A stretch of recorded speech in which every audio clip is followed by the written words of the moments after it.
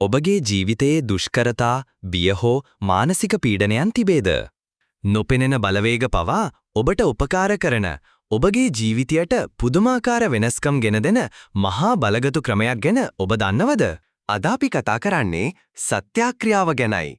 එනම් බෞද්ධ ධර්මයේ එන මෙය ඊටා වැදගත් සහ බලසම්පන්න සංකල්පයක්. වීඩියෝවට යන්න කලින් කියන්න ඕන ඔබ අපේ channel එක subscribe කරලා නැතිනම් යටින් නැති subscribe බටනේ ක්ලික් කර මෙවැනි හරවත් වීඩියෝ ඔබ වෙතම ගෙන්වා ගන්න කටයුතු කරන්න කියලා.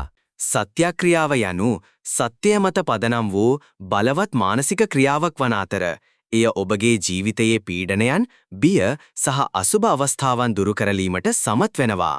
මේන් දෙවියන්ගේ සහ වෙනත් බලවේගවල සහාය ලබා ගැනීමට පවා හැකියාවක් පවතින බවත්, එය තුලින් දිව්‍ය බලය, දිව්‍ය තේජස සහ දිව්‍ය ආශිර්වාද ලැබෙන බවත් විශ්වාස කෙරෙනවා. සත්‍යක්‍රියාව යනු නොමිලේ ලබාගත හැකි මෙවලමක් ලෙසද හැඳින්විය හැකි අතර, එය ධර්මය සහ සීලය මත පදනම් වූ විට ජීවිතයට සාමය සහ ආරක්ෂාව ගෙන දෙනවා. මෙම බලවත් ක්‍රියාවේ පදනම වන්නේ අපගේ ජීවිතේ අප විසින් පුහුණු කරගත් මූලික ගුණධර්මයන් වන අතර, ඒ අතරින් කිහිපයක් නම් කිසිදු ප්‍රාණියෙකුට හිංසා නොකිරීමේ සත්‍ය, ත්‍යාගය, මෛත්‍රිය, කරුණාව වැනි උතුම් ගුණාංගයන් මෙන්ම සීලය රැකීම, මවට පියාට, ගුරුවරයන්ට ගරු කිරීම වැනි උතුම් ගුණාංගයන් වනවා. මේවා ඔබ විසින් සිදු කරන සත්‍යක්‍රියාවකට ප්‍රබල පදනමක් සපයනවා. මන්ද සත්‍ය කිසිදා පරාජය නොවන අතර අසත්‍ය නිෂ්ඵල වන නිසයි. මෙම බලවත් සත්‍යක්‍රියාවට කදිමම නිදසුනක් වන්නේ අංගුලිමාල මහරහතන් වහන්සේගේ ජීවිතයේ සිදු වූ සුවිශේෂී සිදුවීමයි. අතීතයේ මිනිසුන් දහස් ගණනක් ඝාතනය කළ භයානක පුද්ගලයෙකු වූ අංගුලිමාල බුදුරජාණන් වහන්සේගේ මඟ පෙන්වීම යටතේ සැබෑ ලෙසම පරිවර්තනය වී රහත් භාවයට පත් වුණා. දිනක් උන්වහන්සේ දැඩි ලෙස වේදනාවෙන් පෙළෙන ගැබිනි ස්ත්‍රියක් දැක ඇයට පිහිට වීමට සිතුවා.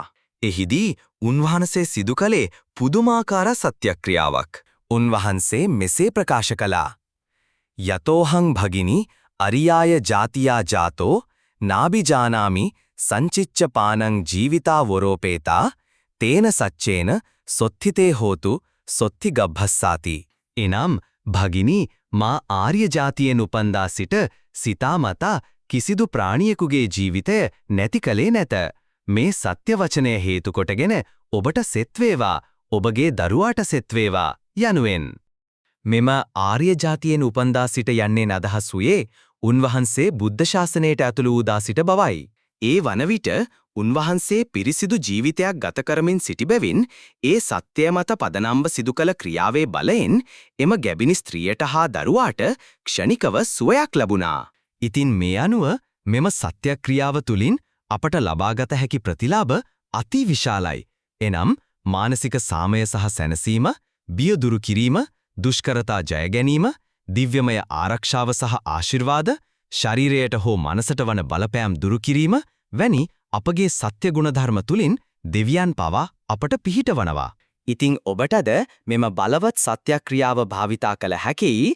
ඒ සඳහා ඔබට අවශ්‍ය වන්නේ පිරිසිදු සිතක්, සත්‍යයට අනුගත වූ ජීවිතයක් සහ යහපත් ගුණධර්මයයි. ඔබ විසින් සත්‍ය වශයෙන්ම සිදු කළ යහපත් ක්‍රියාවක් හෝ ඔබගේ ජීවිතයේ ඔබ පවත්වාගෙන යන යම් සත්‍යයක් පදනම් කරගනිමින් ඔබට අවශ්‍ය දේ වෙනුවෙන් සත්‍යක්‍රියාවක් කළ හැකියි. උදාහරණයක් ලෙස, මා උපන්දා සිට අම්මට තාත්තට ගරු කළ සත්‍ය වේ නම් මගේ මේ රෝගී තත්ත්වය සුව වේවා වැනි ප්‍රකාශයක් කළ හැකියි. වැදගත්ම දේ නම් අපගේ සිත පිරිසිදු වීමත් අප කරන ප්‍රකාශය සත්‍ය වීමත්ය. සත්‍යක්‍රියාව යනු අපගේ ආධ්‍යාත්මික බලය අවදි කරවන බුදුදහමේ ඇති අපූර්ව මෙවලමක් වෙනවා. මෙම බලය අවබෝධ කරගෙන ඔබත් ඔබේ ජීවිතයට සාමය, සැනසීම සහ ආරක්ෂාව උදා කරගන්න.